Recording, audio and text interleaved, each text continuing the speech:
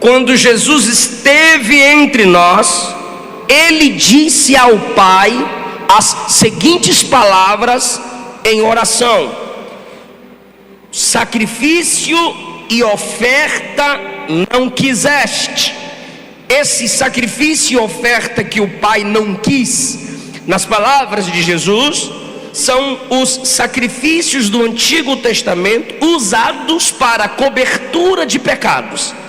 É nesse sentido que Jesus ora: ofertas e sacrifícios para cobrir pecados. O Pai não quis mais esse sistema, pois me enviou não para cobrir o pecado, mas para remover o pecado. É nesse sentido que ele diz: sacrifícios e ofertas não quiseste. Agora, mas para mim preparaste um corpo. Porque Jesus foi sempre um com o Pai, sempre Deus. Há um mistério na encarnação de Cristo, pois o seu corpo humano não é um corpo eterno antes da encarnação. Veja o que diz João 1,14: o verbo, a palavra, a expressão divina se fez carne. Se fez carne. Carne aqui se fez corpo humano e habitou entre nós. Isso é João o apóstolo dizendo: e vimos a sua glória no corpo encarnado. E essa glória é a glória do unigênito do Pai. Jesus se torna primogênito depois que ele ressuscita, pois ele é o primeiro de todos os irmãos que um dia ressuscitarão. Jesus é primogênito quando é comparado com a criação. Se a criação é bela, é grande, poderosa e é para ficar para sempre, diante dela Jesus é o primogênito, no sentido não de ser criado, mas de ter primazia sobre ela.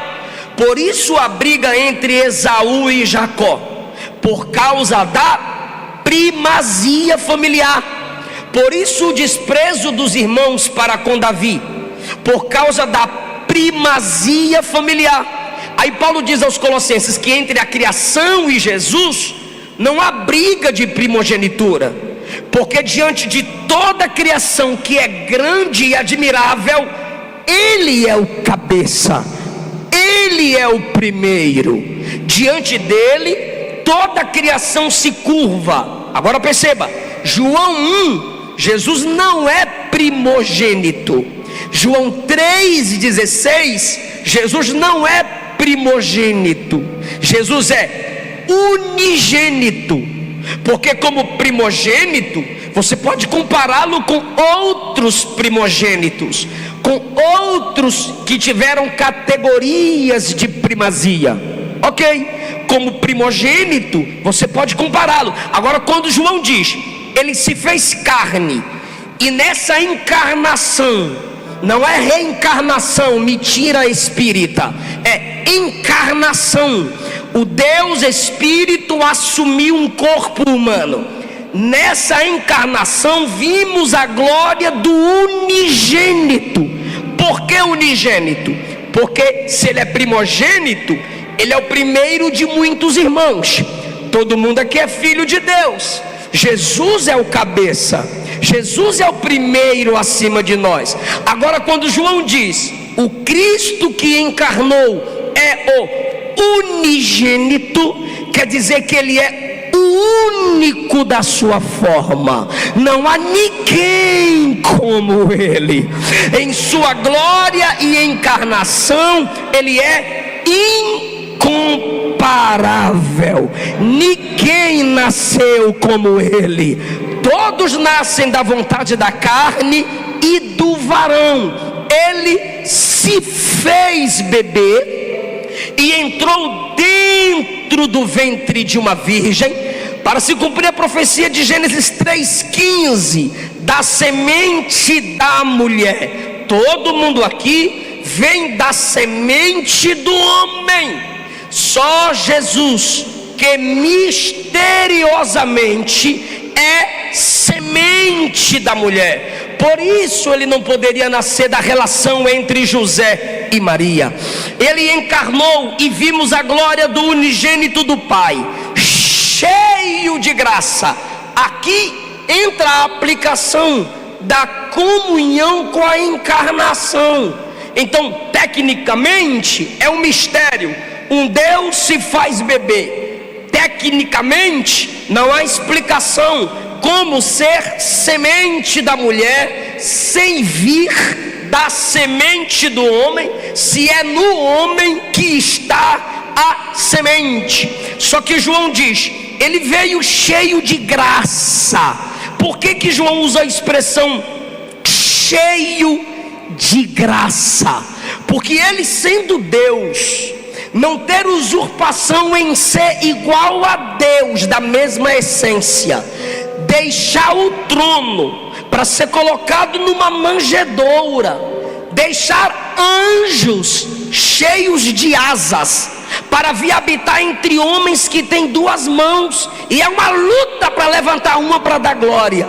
Deixar anjos que são velozes como relâmpagos, anjos que têm facilidade em obedecer o Espírito, em Ezequiel 1, para habitar entre homens pecadores como nós, andar entre prostitutas, andar entre pessoas de caráter duvidoso.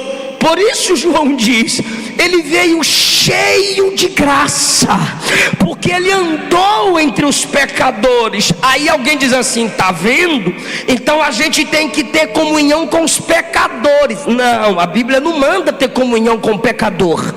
Por isso João continua, ele veio cheio de graça e de verdade, porque na graça ele entra no meio do pecador, e com a verdade ele tira o pecador da vida de pecado.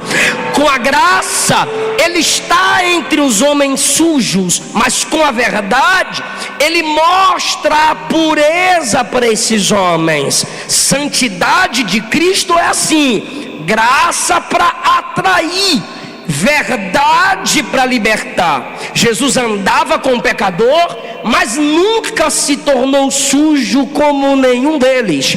Para nós, a doutrina é paz com todos, comunhão só com o santo. Jesus encarnando, estando entre nós, é mistério.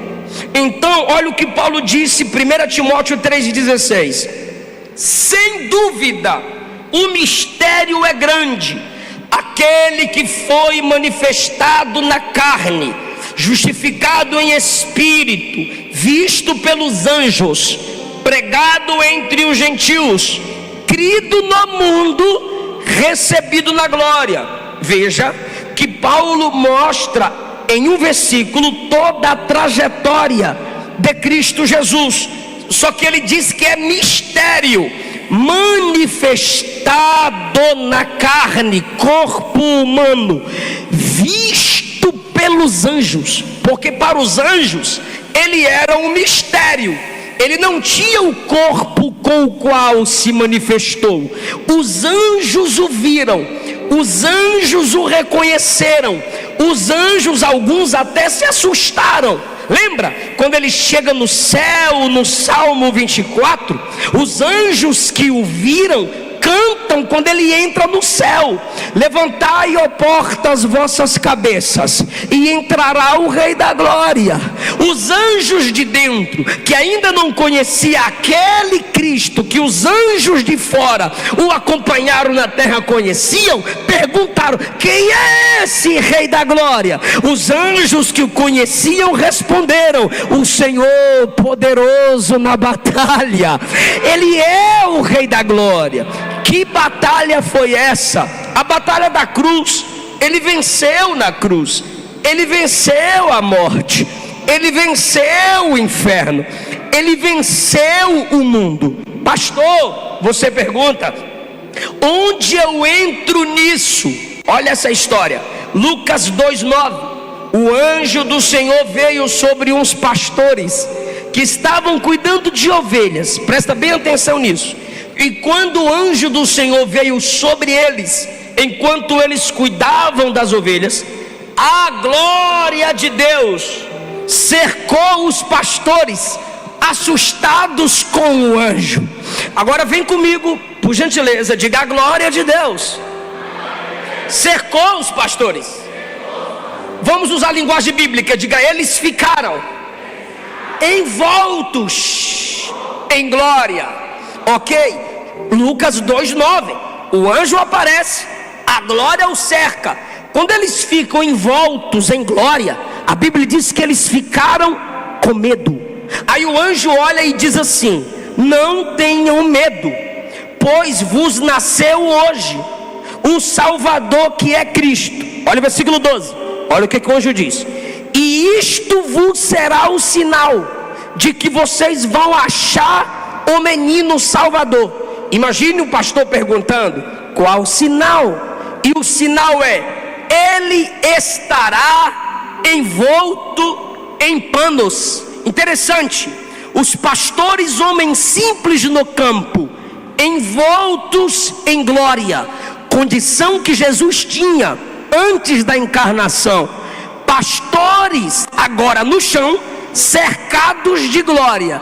E Jesus, o Deus encarnado, o Deus que se fez bebê, envolto em panos comuns.